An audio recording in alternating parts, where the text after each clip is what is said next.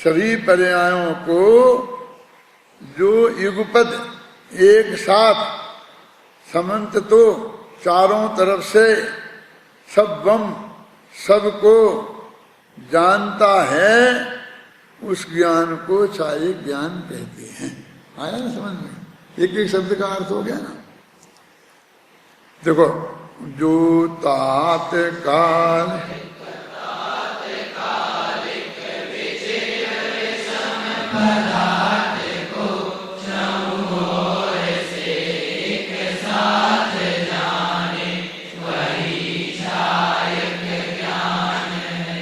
जानने की जो प्रक्रिया है वो भी इसमें डाली छाये ज्ञान की, अपने सूक्ष्म ज्ञान जैसी नहीं है। देखो कि जो अब कहाँ से, जो विचित्र विषम पदार्थों को उनकी भूत भविष्य वर्तमान काली पर्यायों के साथ जानता है।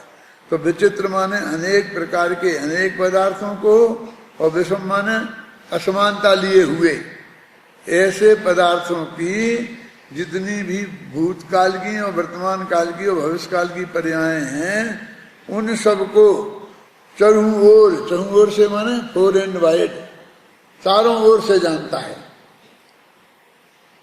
और एक साथ जानता है। उसी ज्ञान को छाये ज्ञान कहते हैं। एक वो शब्द आता है भगवान के समूषण के लिए, भगवान के लिए आता है। देवसास गुरु पूजन थी ना पुरानी, उसकी जयमाला में आता है, एक पंक्ति आती है, हाँ, एक मुख चारित्र भाषित त्रिजग माहि प्रधान है।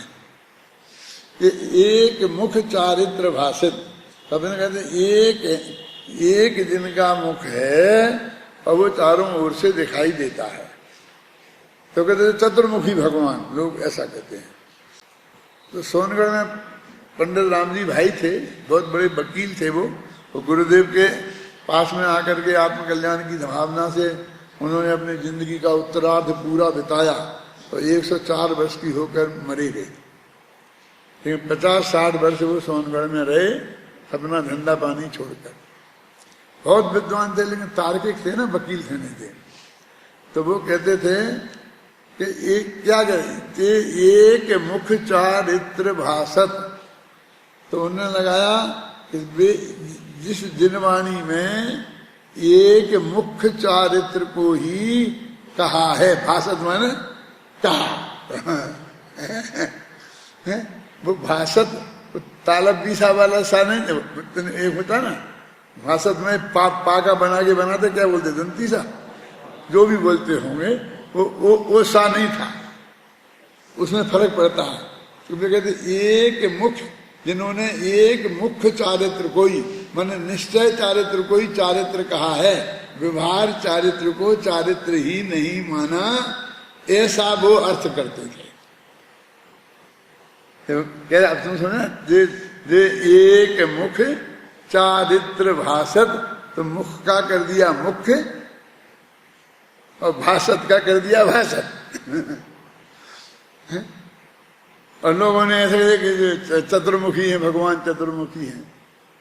लेकिन मैंने कहा, मेरे बापूजी बोलते थे सब लोग, हम सब साथ में ही काम करते थे, यानी मुझे उनके साथ भी काम करने को मिला है जिनके बेटे मेरे से 10 वर्ष बड़े उम्र में बड़े थे।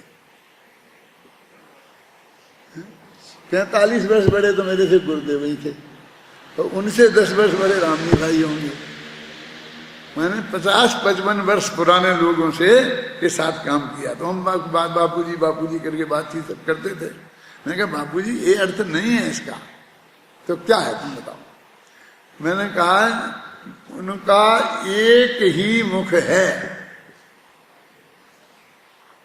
4 मुख नहीं है, 4 भाषा, एक ही मुख है।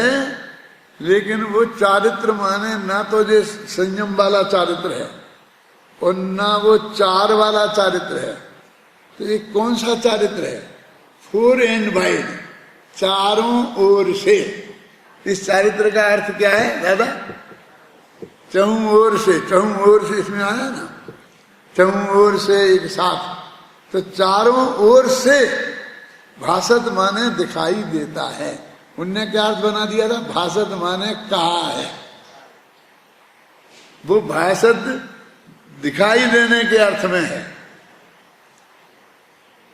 कि जो जिनका है तो एक ही मुख समोषण में बैठे विराजे हैं, लेकिन वो जितने श्रोता होते हैं चारों तरफ बैठे हैं, तो हरेक को ऐसा लगता है कि मेरी तरफ ही देख रहे हैं भगवान, और मेरे से ही ये बात कह रहे हैं, बिल्कुल इसको ऐसा लगता है। तो उसको फिर सतर्कता भी अच्छी रहती होगी। यदि मेरा ध्यान किसी व्यक्ति विशेष पे यहाँ ज्यादा रहे तो वो ज्यादा सतर्क होकर बैठता है ना, और बाकी जिनको समझते मेरी तरफ तो देखते ही नहीं है, तो अपने आराम से सोते रहते हैं, उन्हें कोई फिक्र नहीं है। जिनको एक दफे टोक दो, अपन टोक दो माने ऐसा ही नाम ले लो किसी बात को पूछ कर, ऐसा नहीं कि तुम सो क्यों रहे, ऐसा नहीं। टोकने का मतलब बस सिर्फ नाम ले दो तो वो सतर्क हो जाता है। तो हरेक को ऐसा लगता है भगवान के समोषण में। तो जो है एक मुख पर चारित्र माने चारों ओर से हरेक को ऐसा लगता है कि मेरी तरफ, कोई आगे पीछे नहीं है समोषण में। ऐसा नहीं मैं पीछे बैठा हूँ, ये आगे बैठा है और ये इसकी तरफ देख रहे हैं और मेरी तरफ तो देखते ही नहीं है। हरेक को लगता है कि मेरी तरफ देखे, तो ऐसा लगता है भगवान जो कुछ कह रहे हैं वो मेरे से ही कह रहे हैं। तो जब भाई ये मालूम पड़ता है कि इतना बड़ा आदमी तो मेरे लिए ही ये कह रहा है, तो वो आदमी बहुत प्रभावित होता है, फिर वो गारंटी से उनकी बात को मानता ही है। मेरा मतलब समझे ना, बहुत अधिक प्रभाव उस बात का पड़ता है। तो एक मुख चारित्र भाषक, तो ये वो जो चहुं ओर जो यहाँ शब्द है ना अपन के कहाँ गए वो, चहुं ओर से एक साथ जाने वही छाय ज्ञान है। वे चारों ओर से एक साथ जानते हैं। ये चार मुँह हैं वो चार तरफ, और 8 आंखें हैं, वो एक आंख इधर है, एक आंख इधर है, एक इधर है, इसलिए अलग अलग देखते हैं, ऐसा कुछ नहीं है। मतलब सर्वांगी, शरीर से कुछ मतलब ही नहीं है, और सारा आत्मा में केवल छाय ज्ञान हो गया है, और वो बिना किसी बाधा के चारों तरफ देखता है। समझ में है ना? वस्तुता देखो, अभी ये बहुत सरलता से अपन ने इसका अर्थ समझ दिया। अभी इसको आगे कुछ भी अर्थ बताने की जरूरत नहीं है, मैं ऐसा महसूस करता हूँ। फिर भी मैं टीका पढ़ के सुना रहा हूँ। कभी कभी सरल बात कठिन कैसे हो जाती है, सिर्फ ये बताने के लिए। क्या बात क्या है कि छाय ज्ञान माने सर्वज्ञ भगवान चारों ओर से सभी पदार्थों को एक साथ देखते हैं, चाहे वो अनेक प्रकार के हों, चाहे विभिन्न प्रकार के हों, चाहे वो एक दूसरे से विषम हों, चाहे विचित्र हों, जैसे भी हों, उन सभी पदार्थों को एक साथ जानते देखते हैं। ऐसी उनकी विशेषता है, तो उनका ये स्वरूप बताया, यही उनका अभिनंदन है।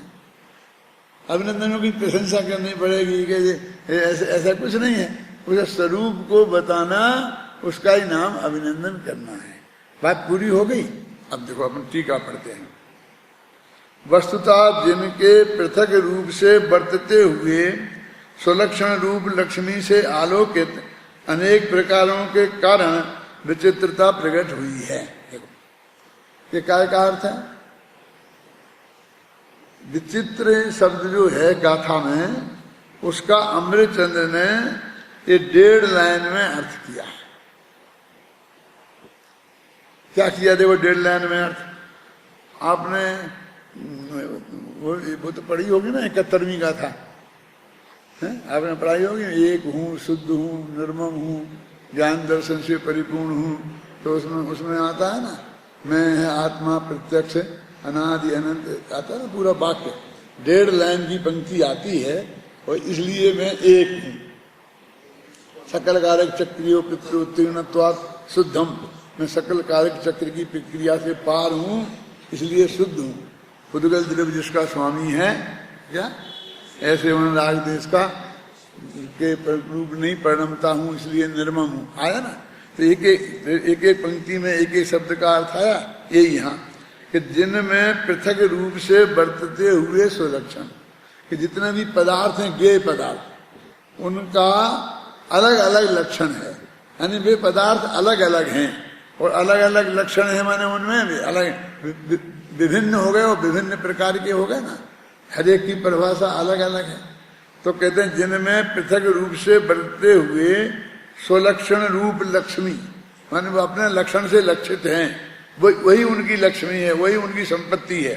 उससे आलोकित जो अनेक प्रकारों के कारण जिसमें विचित्रता प्रकट हुई है, यानी इन्हें विचित्र क्यों कहा, जो मैंने अर्थ बताया था ना, वे अनेक हैं और अनेक प्रकार के हैं, ये उनकी विचित्रता है। वही यही बात इसमें कही है उन्होंने कि पृथक पृथक उनके लक्षण हैं, पृथक पृथक हैं, अनेक प्रकार के हैं, ये विचित्रता है। विचित्रता माने कोई आश्चर्यजनक बना ऐसा अर्थ नहीं है। देखो चित्र माने अनेक होता है, जो मैंने अभी हाल बताया था पहले। मेचक माने भी अनेक होता है, तो चार गाथा चार कलश है ना, मेचका मेचकत्तयो, तो मेचक माने भी अनेक होता है और अमेचक माने एक होता है? चित्र माने भी अनेक होता है, विचित्र माने विभिन्न प्रकार के अनेक, है ना। और परस्पर विरोध से उत्पन्न होने वाली असमान जातीयता के कारण वैषम्य प्रकट हुआ है। उन्हें विषम क्यों कहा कि परस्पर विरुद्ध असमान जातीयता, वे समान जाति के नहीं है, समझे ना, असमान जाति के हैं, क्योंकि परस्पर विरुद्ध जातियां हैं। वो एक जड़ है, एक चेतन है, ऐसी है ना, पुद्गल जड़ है, जीव चेतन है। तो इनके कारण जिनमें विषमता पैदा हुई है, माने वो विचित्र और विषम पदार्थों को जानते हैं। मन पर ज्ञान के स्वरूप में आप जानते हैं ऋजुमति और विपुलमति में क्या अंतर है। ऋजुमति तो उसे कहते हैं कि सामने वाले के मन की बात जाने है, और वो सीधा सच्चा आदमी है, अपना शांति से बैठा है और जो सोचना है वो सोच रहा है, और हमने उसे जान लिया कि क्या सोच रहा है। लेकिन वो कुटिल हो, बदमाश हो और छल करे और बात को छिपाने की कोशिश करे, अंदर में तो बहुत तकलीफ है और बाहर से मुस्कुराए, ख्याल में है ना, प्रसन्नता दिखाए, ऐसा होते कि नहीं होते। कई बाहर से बहुत दुख ऐसा दिखाते हैं जैसे किसी की तेरही में आए हूँ ना, तीये में आए हूँ, और अंदर से कुछ नहीं है, कोई भाव नहीं है, तो उसको नहीं जान पाता है। वो विपुलमती सबको जान लेता है। कुटिल से कुटिल आदमी हो तो उसके मन की बात भी जान लेगा, और ऋजुमती नहीं जान पाता है। तो अब ये कहते केवल ज्ञान को किनको जानेगा, ऋजुमती जैसा है कि विपुलमती जैसा, ये बताने के लिए विचित्र विषम ऐसे अनंत पदार्थ और उनके अनंतानंत गुण और उनकी पर्यायें और तात्कालिक और अतात्कालिक, इन सभी को जो एक साथ जाने, उस ज्ञान को छायक ज्ञान कहते हैं, केवल ज्ञान कहते हैं, अतीन्द्रिय ज्ञान कहते हैं। एक गाथा का अर्थ है, देखो पढ़ रहे थे ना मैं, वैसे में ऐसे भूत भविष्य और वर्तमान में बरतते हुए समस्त पदार्थों को वह छायक ज्ञान सर्वात्म प्रदेशों से एक समय में ही जान लेता है।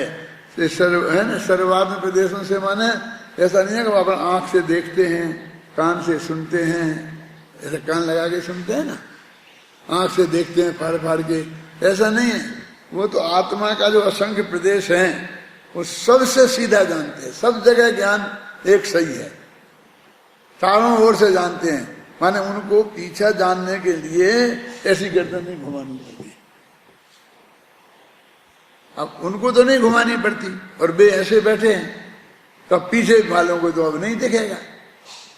उन्हें तो भले ही पीछे भी दिख रहा, लेकिन पीछे वालों को ऐसा लगना चाहिए ना, इसलिए इंद्र ने ऐसी व्यवस्था की कि आपको भी ये लगे कि हमारी तरफ ही देख रहे हैं।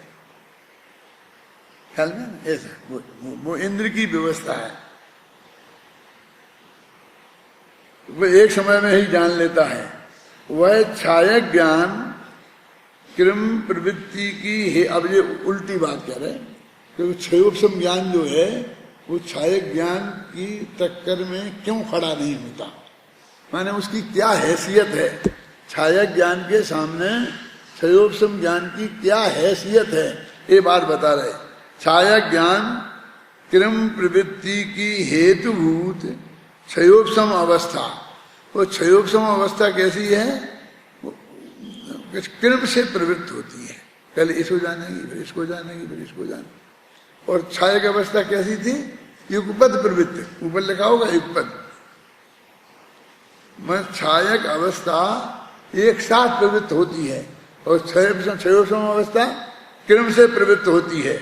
ऐसे रहने वाले ज्ञानावर्णी कर्म पुद्गलों किया अत्यंत अभाव होने से तात्कालिक अतात्कालिक पदार्थ समूह को समकाल में ही प्रकाशित, ये तो छायक ज्ञान की बात है ना। ये छायक ज्ञान अभाव होने के बाद तात्कालिक अतात्कालिक पदार्थ समूह को समकाल में प्रकाशित करता है, ये तो ऐसा वाक्य है। अब उसका उल्टा क्या था, क्रम प्रवृत्ति की हेतुभूत जो क्षयोपम अवस्था, उसमें रहने वाले जो ज्ञान वर्णी आदि कर्म पुद्गलों का अत्यंत अभाव होने से, क्या जो ज्ञानावर्णी कर्म के क्षयोपम में होता था ना, और जिससे क्षयोपम ज्ञान होता था, तो उसमें जो बे कर्म पुद्गल थे, वे उदय वाले और क्षयोपम वाले, वे दोनों कर्म पुद्गल का अत्यंत क्षय हो गया है ना। बीच में जो क्षयोपम की बात आई ना, वो तो ये बताने के लिए क्षयोपम में वाली जो कमजोरियां थी वो उसमें बिल्कुल भी नहीं है, क्योंकि उनको तो वो ज्ञान क्षयोपम था और इनको उनका क्षय हो गया, इसलिए प्रकाशित करता है।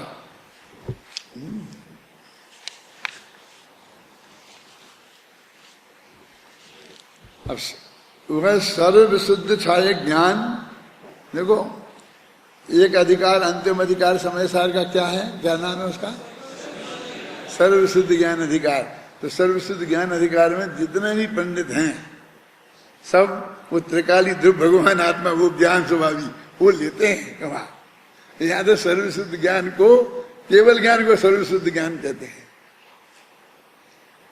इसमें तो क्लियर है ना, यहाँ तो वहां की जब आगे जब वहां निपटेंगे, लेकिन यही है देखो, वह सर्व शुद्ध छायक ज्ञान प्रतिनियत प्रदेशों की विशुद्धि का सर्व शुद्धि में डूब जाने से सभी पदार्थों को सर्वात्म प्रदेशों से प्रकाशित करता है। क्या कह रहे हैं, फिर वही बात है, कहते हैं कि जो क्षयोपम था ना, तो उसमें प्रतिनियत प्रदेशों में वो विशुद्धि विद्यमान थी। जहां जहां जैसे होता ना इंद्रियादिक का, वहां वहां वो क्षयोपम भाव रहता था, अथवा क्षयोपम भाव का प्रतिनियत ऐसा था कि आंख होगी तो दिखाई देगा, कान होंगे तो सुनाई देगा, ये यंत्र है तो वो हमारा ज्ञान काम करेगा। कान से सुनने की हमारी ताकत है, लेकिन वो ये यंत्र होना चाहिए कान वाला, मैंने कान से सुनने की ताकत है, सीधा उस आवाज को सुनने की ताकत नहीं है।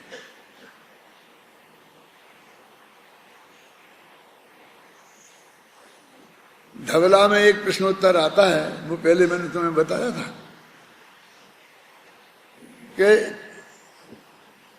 ज्ञान का क्षयोपम, जैसे चक्षु इंद्रिया वर्ण कर्म का क्षयोपम है, तो वो यहाँ जो आत्मा के प्रदेश हैं उन्हीं में है कि सारे शरीर में जो प्रदेश हैं उनमें है। तो किसी ने कहा कि प्रतिनियत प्रदेशों में है, जब ये आई बात कि यहाँ के जो प्रदेश हैं उन्हें जाने, क्योंकि यहाँ के प्रदेशों में होता तो हम यहाँ इससे जानने लगते, समझिए ना। तो उसमें लिखा है कि ये आत्मा के प्रदेश बीच के 8 प्रदेशों को छोड़कर 24 घंटे ऐसे घूमते रहते हैं, बहुत तेजी से ऐसे घूमते हैं। तो ये जो अभी आंख में प्रदेश हैं, वे अगले समय न मालूम यहाँ हाथ में होंगे, पैर में होंगे, कहाँ होंगे, माने सब जगह के प्रदेश सब जगह जाते आते रहते हैं। तो यदि प्रतिनियत प्रदेशों में ही क्षयोपशम हो तो वो आत्मा हर समय जान नहीं सकता। फिर वे जब प्रदेश धर आएंगे और आंख मिलेगी तब जानेंगे। तो उससे उनने ये सिद्ध किया कि संपूर्ण प्रदेशों में वो क्षयोपशम होता है। अब ये प्रश्न खड़ा हो गया कि वो क्षयोपशम में एक क्वालिटी है, कौन सी? कि वो जहां आंख होगी उनसे ही जानेगा रंग को, कान होगी शब्द को उनसे ही सुनेगा, ये यंत्र उसको होना चाहिए, ये उसकी शर्त है। तो वो सिद्धांत तो जो वो है ना, तुम्हारा बच्चा देख लेता है, वो ऐसा छू छू करके देख लेता है ना, काला है, नीला है, पीला है। अब इसमें पहली बात तो हमारी बैठ गई, क्योंकि वो चक्षु इंद्रिया वर्ण का क्षयोपशम सब जगह है, इसलिए वो जान सकता। लेकिन वो क्षयोपशम की क्वालिटी है कि वो आंख होना चाहिए ना वहां, तो आंख तो यहां नहीं है। मानो वो पूरा उस हिसाब से बैठेगा नहीं। अब जान लेता है तो जान ही लेता है। अब क्या है अपने जैन धर्म के हिसाब से उसमें क्या है और वस्तु का स्वरूप क्या है, वो अलग अलग सोचने की बातें हैं। लेकिन अपन जो शास्त्रों में पढ़ा है उससे अपन मिलान तो करते ही है ना, कि कहाँ वो सेट हुआ और कहाँ वो सेट नहीं होता है। कोई भी बात जो अपने सामने आई है उसके आधार पर। तो क्या बात चल रही है अपनी, पढ़ रहे थे, सर्वशुद्धि छायक ज्ञान, प्रतिनियत प्रदेशों की विशुद्धि का सर्वविशुद्धि में डूब जाने से। क्योंकि वो क्षयोपशम ज्ञान था ना, तो उस वक्त प्रतिनियत प्रदेशों में विशुद्धि थी। समझ में आ रहा? सुनिश्चित सब में नहीं थी। अब वो चूंकि प्रतिनियत प्रदेशों की विशुद्धि मिट गई, तो फिर वो उतनी विशुद्धि मिट गई तो अशुद्धि हो गई होगी कि नहीं, सर्व विशुद्धि हो गई, तो वो उसमें समा गई। माने क्षयोपशम ज्ञान कह रहे छायक ज्ञान में समा गया। दो अपेक्षाएं हो गई, एक क्षयोपशम ज्ञान खत्म हो गया और छायक ज्ञान हो गया, ऐसा कह सकते हैं। और ये कहते हैं क्षयोपशम ज्ञान ही छायक ज्ञान में समा गया। एक ही बात को दो तरह से कह सकते हैं, समझे? जो लिखा ना, प्रतिनियत प्रदेशों की विशुद्धि का सर्वशुद्धि में डूब जाने से। अब ये क्या सर्वशुद्धि, क्या प्रतिनियत विशुद्धि, और वक्त कौन किस में डूब गया है, वो हमारी समझ में आना चाहिए ना, अपने आप आना चाहिए। अपने आप नहीं आया तो बता देने के बाद तो आना ही चाहिए ना। अगर आज बता दिया तो फिर कल तो आना ही चाहिए ना, तो शास्त्रियों को तो आने ही चाहिए ना। और आता भी है, ऐसा नहीं कि तुम लोगों को नहीं आता, मैं ऐसा मानता हूं, है? लेकिन देखो है ना, मैंने वो कह रहा हूं, वो बात सीधी सच्ची थी कि केवल ज्ञान में छाय हो गया है ज्ञानावन कर्म का, इसलिए पूरी विशुद्धि प्रकट हो गई है और सारा लोग उन्हें दिखाई देता है। अब उसी बात को वो इस तरीके से कह रहे, एक एक शब्द को 1.5 लाइन परिभाषित करके और बता रहे हैं। तो इसलिए वो कहते, विद्यानंद जी कहते थे ना कि अमृत चंद्र ने कुंद कुंद के समय सार को दुरूह कर दिया है। दुरूह समझते हो? हाँ, कठिन, बहुत मुश्किल से समझ में आने योग्य। गुरुदेव इस बात को बार बार बहुत दोहराते थे कि अमृत चंद्र ने तो खोल दिया है, हम उसकी बात को नहीं समझ पाते कि एक का अर्थ क्या है। क्या हम समझ सकते थे कि शुद्ध का अर्थ सकल कारक चक्र की प्रक्रिया से पार होना है, ठीक है? और कौन सी गाथा में? 73 में और 38 में। 38 गाथा में भी तो मैं एक हूं, मैं शुद्ध हूं, तो वहां कुछ दूसरा ही अर्थ है। बोलो क्या है? कर तो लिया ना तुमने? जहां बोलो।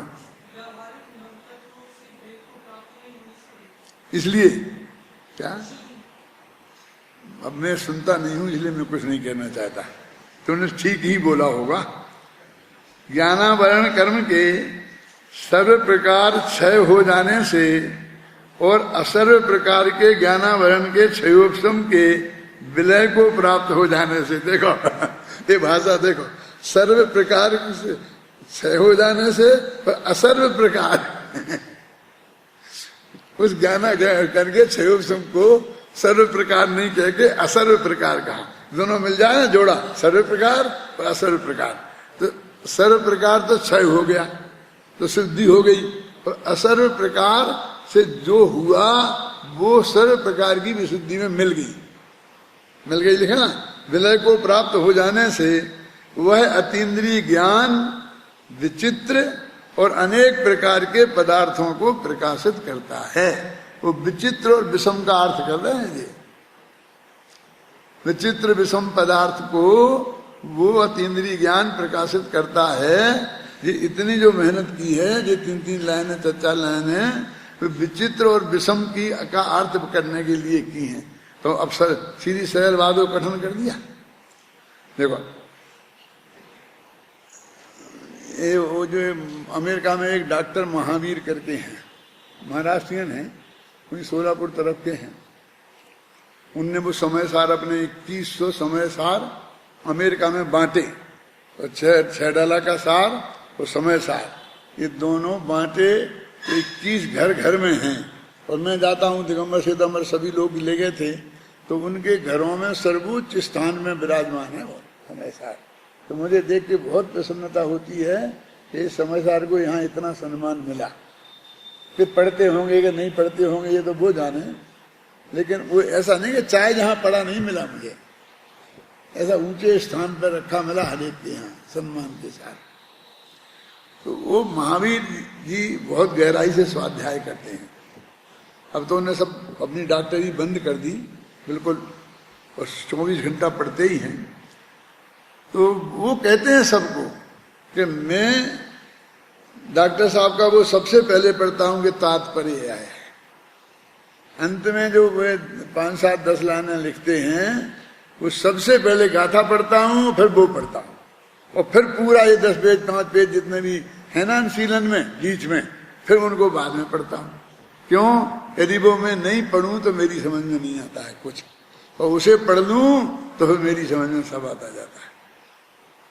क्योंकि वो आप जानते हैं 2 प्रकार की शैली होती है निबंधों की, एक समास शैली, एक व्यास शैली। है पता किसी को? हाथ उठाओ जिन जिनको पता नहीं है, कोई बात नहीं तो बता दूंगा। गद्य साहित्य में एक समास शैली होती है, एक व्यास शैली होती है।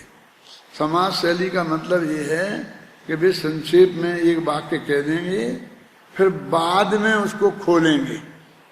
जैसे वे कहेंगे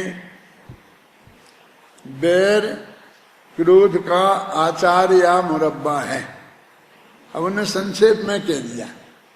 फिर कहेंगे जैसे कोई पदार्थ का अचार बनाना हो या मुरब्बा बनाना हो तो उसको नमक मिर्च मसाला डाल के कुछ दिनों के लिए सड़ने के लिए रख दिया जाता है, और जब वो सड़ गल जाता है तो उसे अचार कहते हैं। ऐसे ही जब क्रोध को तत्काल प्रतिक्रिया न करके अंदर में रख लिया जाता है कि जब मौका लगेगा तब देखूंगा, और फिर वो अंदर सड़ता गलता रहता है, तो उसे बैर कहते हैं। अब ये इसकी एक पद्धति कौन सी हुई? समास पद्धति। और व्यास पद्धति क्या है कि पहले वो ये उदाहरण देंगे कि जैसे हमने अचार बनाने के लिए किसी पदार्थ को इस तरह सड़ाते गलाते हैं, फिर ऐसा ऐसा बन जाता है, उसी प्रकार ऐसा होता है ज्ञान का। तो ये जो है ना बैर, क्रोध जब सलता गलता है तो बैर बन जाता है, उसे बैर कहते हैं। अंत में वो जो निष्कर्ष का वाक्य बोलेंगे तो वो दूसरी पद्धति है। तो हर एक लेखक अलग अलग पद्धतियों का प्रयोग करता है। तो एक ही लेखक कभी किसी में समास पद्धति का प्रयोग करता है, कभी व्यास पद्धति का प्रयोग करता है। आप यदि अभी इसको अच्छी तरह समझ लेना तो जहां भी आप देखेंगे तो आप समझ जाएंगे कि समास पद्धति से काम चल रहा है कि व्यास पद्धति से काम चल रहा है। इसका एक वर्णन करने का एक तरीका है।